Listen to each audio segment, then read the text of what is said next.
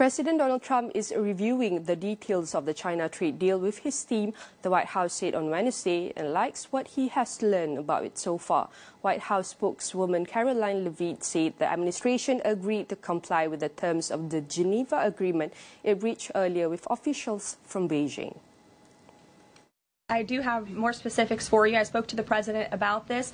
He spoke to his trade team, who did a fantastic job negotiating this on behalf of the United States and meeting with their Chinese counterparts. The president is talking to them about the details of it now. But what the president heard, he liked. China has agreed to open their markets to the United States separately of this deal. And when it comes to this deal, we're going back to the terms that were agreed upon in Geneva for the release of some of those critical minerals and the magnets from China to the United States. And we have agreed to fully comply with the Geneva Agreement as well. So the president is reviewing the details of that with his trade team now, and you'll hear more from him, I'm sure.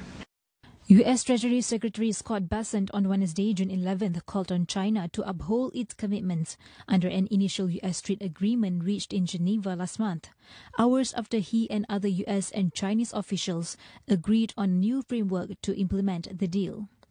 Bessent said in testimony before the House of Representatives Ways and Means Committee that China has a singular opportunity to stabilize its economy by shifting away from excess manufacturing production for export to greater domestic consumption.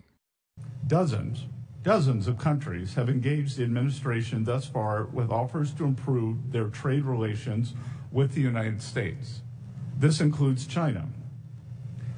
I have just returned in the middle of last night from successful negotiations in London with a Chinese delegation that will not only stabilize the economic relationship between our two economies, but make it more balanced.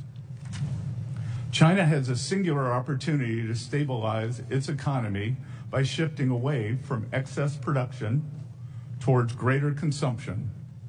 But the country needs to be a reliable partner in trade negotiations.